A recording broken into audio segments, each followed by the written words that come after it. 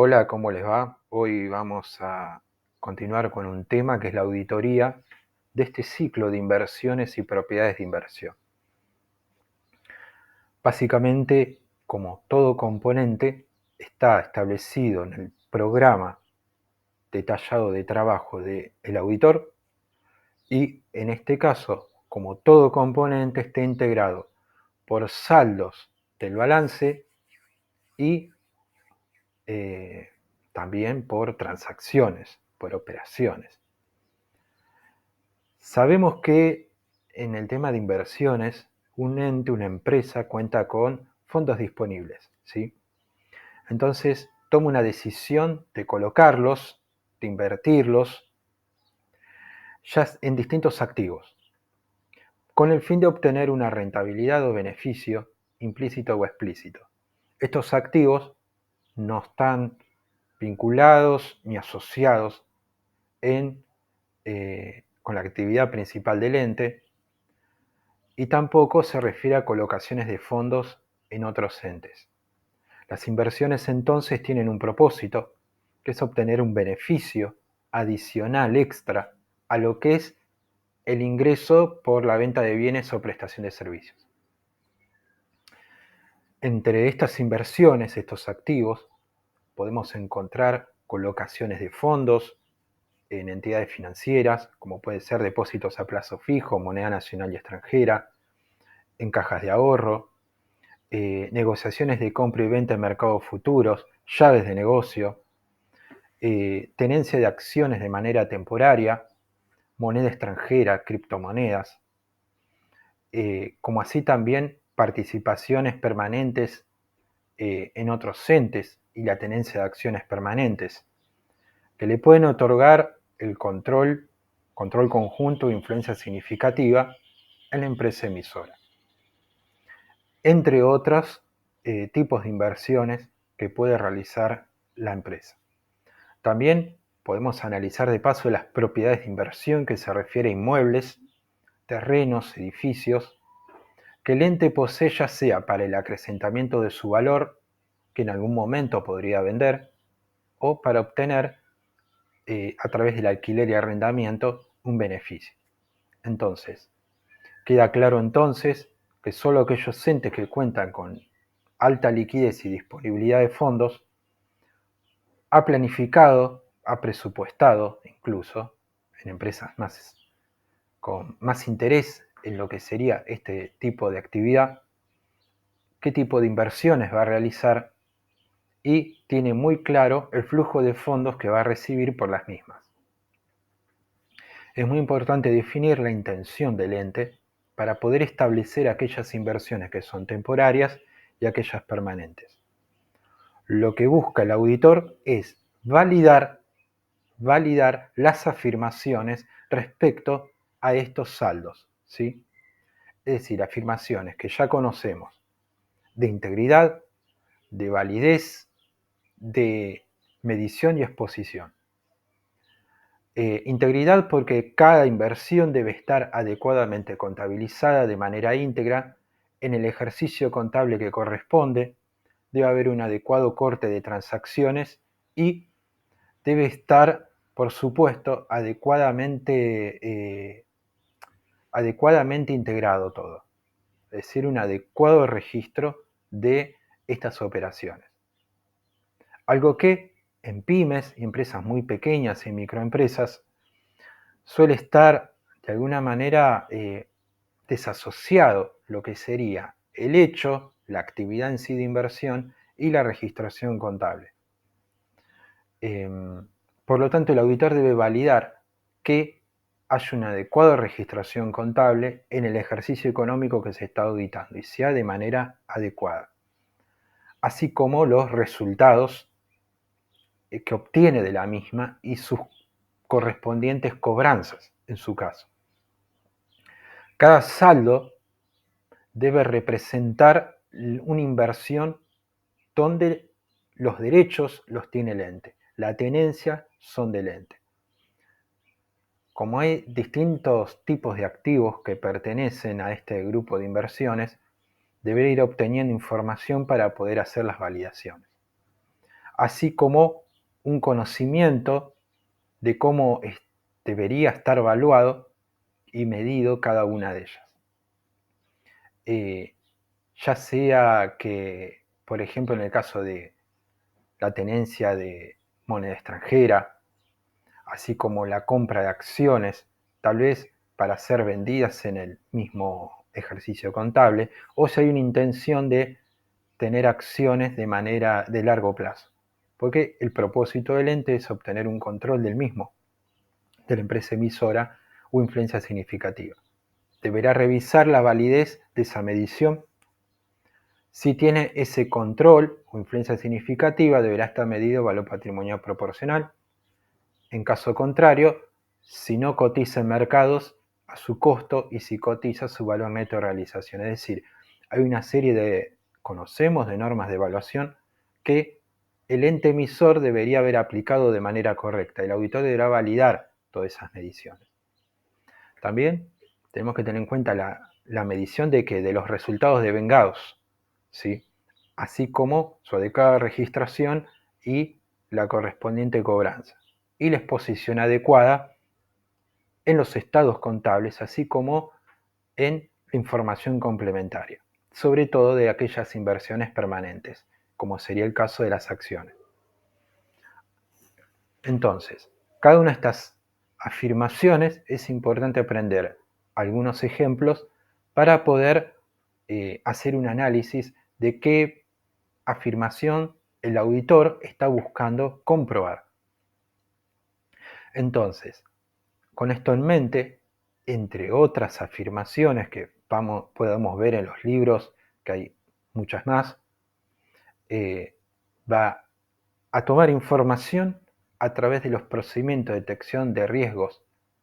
El auditor va a tomar el riesgo inherente y el riesgo de control correspondiente. Estos procedimientos, estas actividades que va a hacer el auditor, le van a ayudar a poder detectar los distintos tipos de riesgos que existen. En base a estos riesgos va a definir su enfoque de auditoría.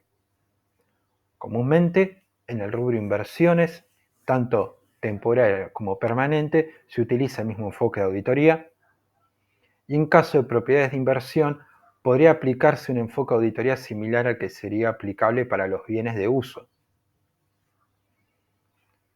Ahora vamos a ver algunos riesgos inherentes que puede tener este componente, obviamente muy vinculado a el tipo de inversión que realiza, su naturaleza, la cantidad de operaciones de compra, de venta, de obtención de beneficios, de rentabilidades. También el propio perfil de riesgo del ente son riesgos propios de la propia empresa, pero también del tipo de inversión que realiza. También pueden haber volatilidad económica y política que pueden influir en el contexto del país donde se está invirtiendo, ya sea en Argentina o en el exterior. Y también está sujeto todas las empresas en este tipo de inversiones a distintas tomas de decisiones de agentes externos al ente. Por ejemplo, regulaciones impuestas por la Administración Nacional en distintos tipos de regulaciones. Como nosotros conocemos, hay mercados que están altamente controlados y hay otros mercados que están más desregulados, como sería el mercado de criptomonedas. Pero otros mercados, como sabemos, mercados de valores y demás, sí están mucho más regulados y pueden haber distintos tipos de restricciones y controles que los cambios en esas normas o en su aplicación pueden traer, por ejemplo, distintas dificultades. Ahora bien, así como agentes de control como puede ser ARCA o distintos reportes por movimientos de transacciones que están de alguna manera controlados, monitoreados por distintos organismos del Estado. También la propia sociedad en la cual se ha invertido. En caso de sociedades, en la tenencia de acciones, en la tenencia de bonos, en la tenencia de participaciones. Puede ser que tenga problemas financieros o crediticios en la empresa emisora en la cual se invirtió.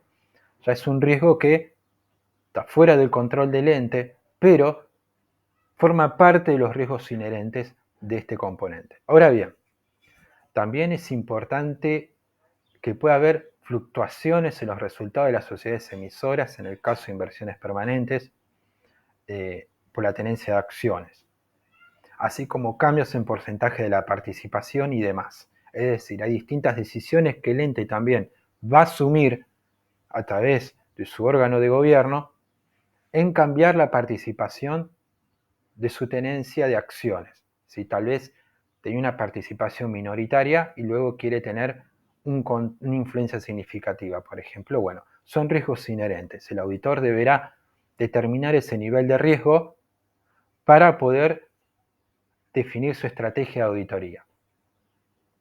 Por supuesto, el riesgo de control. En empresas pequeñas, el enfoque de control y el ambiente de control y los procedimientos y el sistema de control que tienen tal vez no es muy fuerte.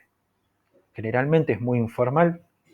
Hay un desfasaje entre lo que se hace con lo que se formaliza a través de formularios, registros y autorizaciones, mucho menos con lo que se contabiliza. Entonces puede haber un gran volumen de transacciones no procesadas, cálculos no revisados, no se cuenta con información de terceros. También es importante la demora en la obtención de documentación y cómo esté gestionada, ¿sí? Cómo respalda lo que se registra, o tal vez ni siquiera es registrado en lo que sería la contabilidad. Una salvaguardia inadecuada, si tiene tenencia de títulos, tardanza en reconocimiento de resultados, ¿sí? Los resultados se devengan, pero se reconocen en un periodo distinto a cuando debería haberse reconocido, así como su registración contable demorada. En empresas más grandes tal vez, y donde la actividad de inversión es más importante, hay un ambiente de control un poco más fuerte, pero no implica, es decir, buenos controles, bien diseñados y eficaces, pero no quita de que haya en algún tipo de operación un control más débil, más específico. Y deberá el auditor determinar si es significativo o no ese control clave. Si es un control clave, por supuesto va a ser significativo, y dejar de lado aquellos controles que no considera clave el auditor. También puede haber, en el caso de tenencia de acciones de otras sociedades de manera permanente, errores en la medición de la sociedad controlada, ¿sí? Es decir, estos son algunos factores o situaciones de riesgos de control. También pueden haber conciliaciones no analizadas, ¿sí? O que directamente no se realizaron arqueos de certificados, por ejemplo. Es decir, hay una serie en los sistemas de informáticos, de ERP, de transacciones que deberían estar procesadas, o por lo menos revisado cada una de ellas. Entonces, estos factores disparan riesgo de controles. Y esto va a determinar el enfoque de auditoría. Podemos ver distintos procedimientos de control. Esto dependerá de si los controles son fuertes y el riesgo es bajo, aplicará procedimientos de control. Pero si hay controles débiles y hay un riesgo de control alto, se entenderá que las incorrecciones significativas por errores, omisiones, malas registraciones contables o registraciones sin la documentación de respaldo adecuada, genera dudas en el auditor y entenderá que estas incorrecciones existen en los estados, en las afirmaciones, y deberá hacer procedimientos analíticos, procedimientos sustantivos, ¿sí? Es decir, no enfocarse tanto en los procedimientos de control y comenzar a aplicar mayor número de controles sustantivos o otro tipo de procedimientos sustantivos mucho más analíticos. Algunos procedimientos de control. Obtener evidencia de la revisión de las transacciones, es decir, aquellos responsables que tienen la autoridad y tienen la función de revisar esas transacciones del sistema de control que fueron procesadas, que fueron registradas, deberían haber hecho su trabajo. El auditor debe obtener evidencia de que ese trabajo, de esa gerencia, de esa área de control, realmente se haya realizado. ¿Para qué? Para poder decir, bueno, está bien, las transacciones están revisadas, entonces tengo evidencia de que el control funciona, de que el control tiene efectividad.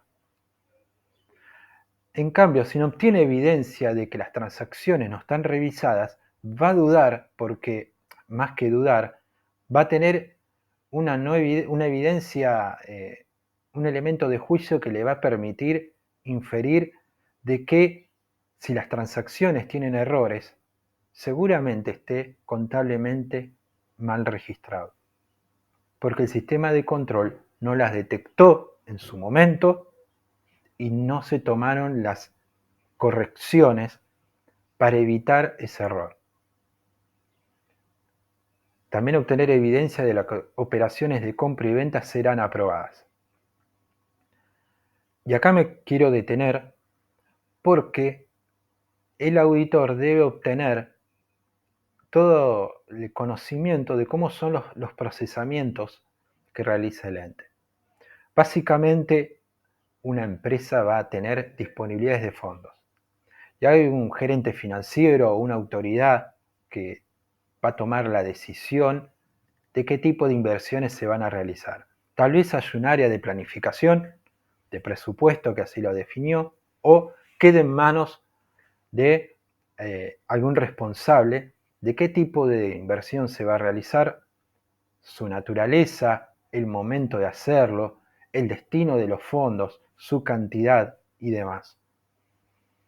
Es decir, si se va a comprar acciones, se van a comprar bonos, se va a comprar moneda extranjera para tener una rentabilidad en el ejercicio económico, cobrar en el caso de un bono, su amortización, o esperar al vencimiento, al año 28, al año 29, y será una inversión permanente y será cobrado todo el bono a su vencimiento, dependiendo del tipo de bono, o podrá tomar la decisión de venderlo antes. Digamos, son todas decisiones que requieren una planificación y esto deberá quedar asentado de alguna manera en algún tipo de formulario de registro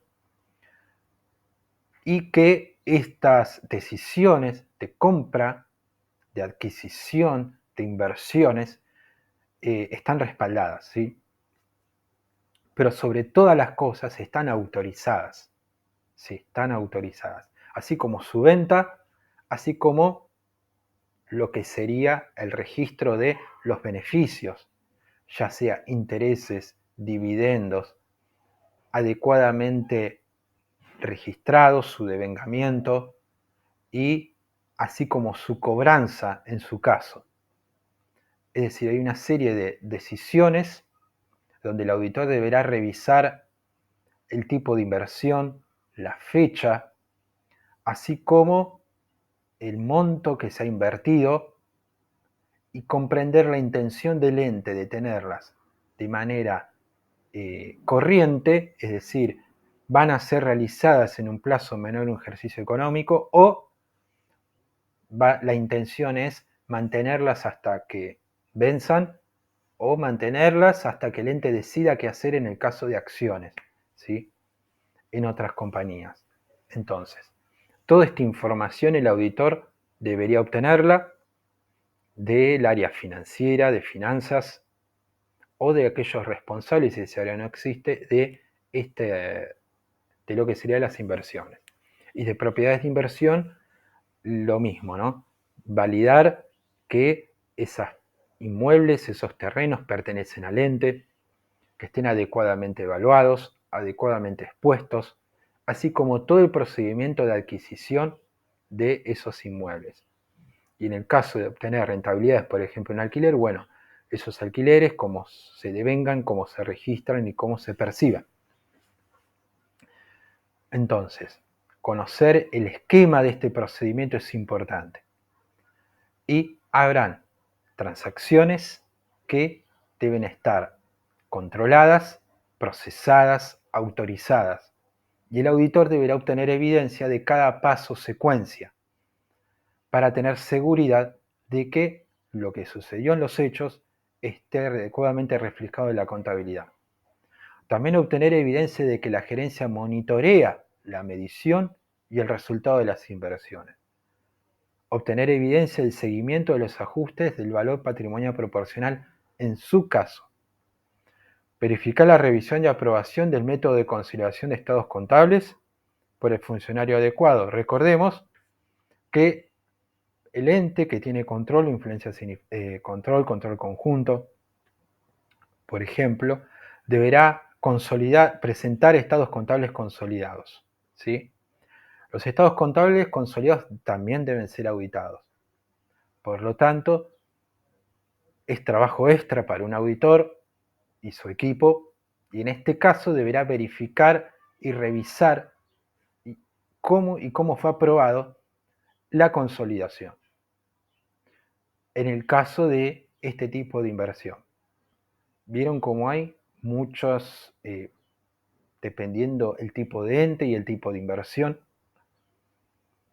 la magnitud de la inversión, el tipo de inversión, va a cambiar los tipos de procedimientos que va a aplicar. Es decir, la naturaleza del procedimiento no es igual para todos los componentes y mucho menos para todos los entes que audita un auditor. Cada ente tiene sus características y deberá adecuar sus procedimientos a el tipo de ente. Incluso puede haber una buena planificación, pero al momento de comenzar a revisar el componente, detecta que deberá adicionar algún procedimiento extra para obtener mayor evidencia. ¿Por qué? Porque va obteniendo nueva información. Entonces, de alguna manera actualiza o revisa su planificación previa. Tal vez hay una actividad de salvaguarda en el caso de la tenencia de títulos del ente, en cajas de seguridad, etc., y deberá tener evidencia de que hay una salvaguarda adecuada, que está restringida. Bueno, es importante entonces saber que buenos controles, el auditor deberá probarlos, obtener evidencia de que son bien diseñados, de que funcionan y son efectivos. Para ello determinará controles clave, que son los que deberá probar.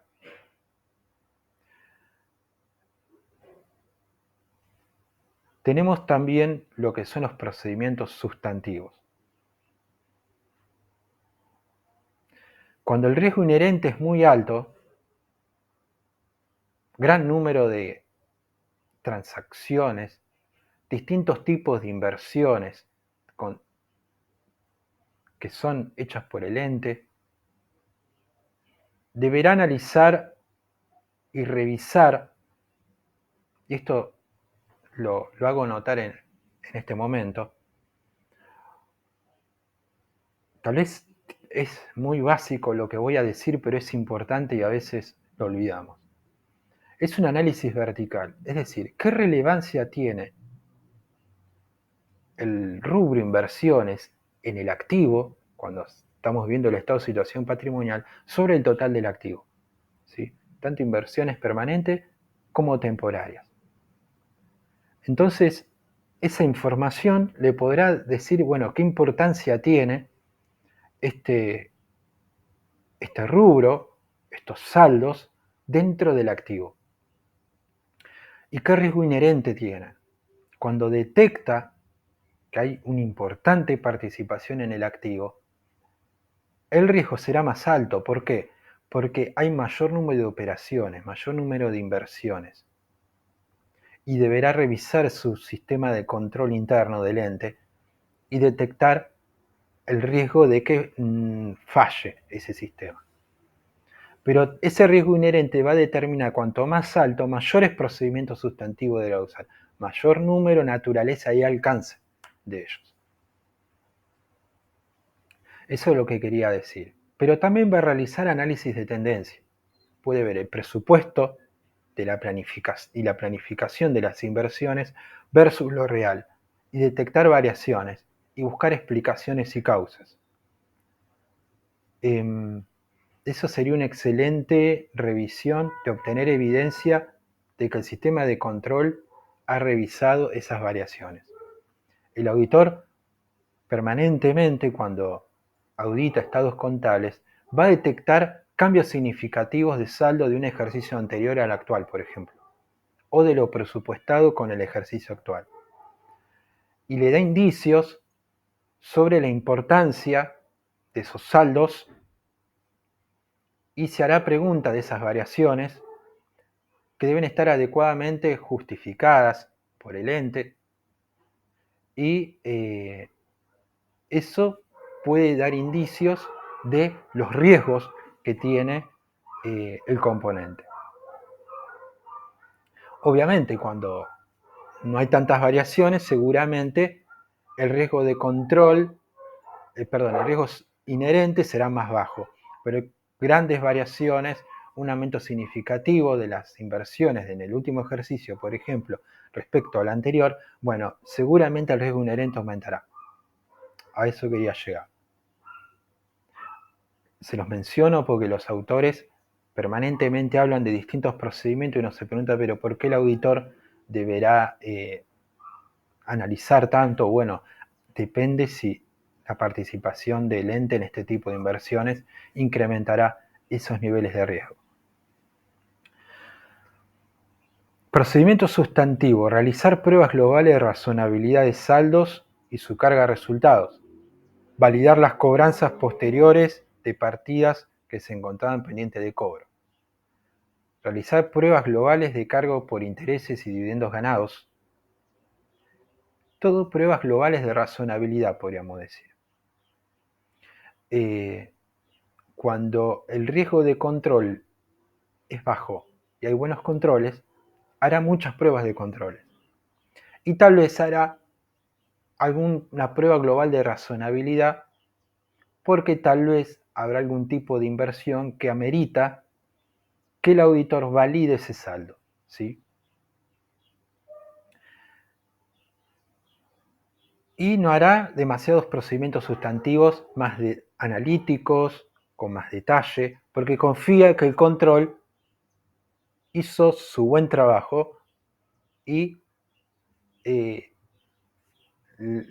procesamiento de las transacciones, la registración, su medición, etcétera, son adecuados.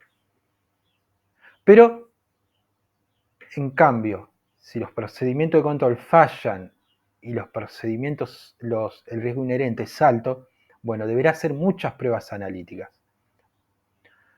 Por ejemplo, comprobaciones matemáticas, efectuar el arqueo de certificados, cotejar altos contables de inversiones con la documentación de respaldo, indagar sobre transacciones inusuales, ¿sí? Indagar sobre transacciones inusuales. Son algunos de esos procedimientos más analíticos que llevan más trabajo, tiempo y recursos al auditor, pero como no puede depositar su confianza en los controles, deberá hacer un trabajo más exhaustivo, ¿sí? A través de estos procedimientos. En el caso de la tenencia de acciones, ¿sí? Permanentes que le otorguen control conjunto e influencia significativa, recordemos que deberá consolidar, pero también deberá hacer otro tipo de procedimientos sustantivos. Por ejemplo, realizar un arqueo de acciones o títulos representativos de la participación permanente en otras sociedades, verificar el porcentaje de participación en el patrimonio de la sociedad emisora mediante lectura de estatutos y actas de asamblea de la emisora a fin de determinar la aplicación o no del BPP, si correspondía o no. Verificar que el patrimonio neto y el resultado expuesto en los estados contables consolidados sea igual a los valores expuestos en los estados contables de la emisora. Controlar los ajustes de consolidación de estados contables. Hay mucho trabajo para un auditor, esto lo harán por supuesto estudios de auditoría importantes, donde hay sistemas que le proveen la información de los procedimientos y del control que el auditor podrá utilizar. Muchas veces hay casos donde los auditores son incluso asesorados por personal del ente que los acompañan para poder comprender las transacciones, ¿sí? Es decir, el auditor puede contar con el apoyo de personal interno, que de alguna manera los ayudan a comprender los sistemas, les ayuda a comprender los procedimientos, los acompaña de alguna manera, ¿sí? Que incluso pueden ser auditores internos. Pero en empresas más pequeñas esto no existe y el auditor deberá esforzarse en validar las afirmaciones. Es importante comprender que a la hora de estudiar van a encontrar muchos de estos procedimientos al momento de que lean los libros o por ahí algún apunte que les puede traer dudas. Estamos dispuestos a responder las dudas. ¿Qué es lo importante de este rubro? Saber que hay una manera de poder determinar los riesgos, tanto inherente como de control.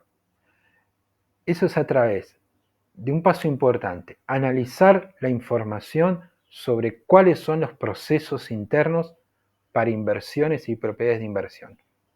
Que hay una toma de decisiones, que hay una registración y que el auditor deberá analizar cómo se hace.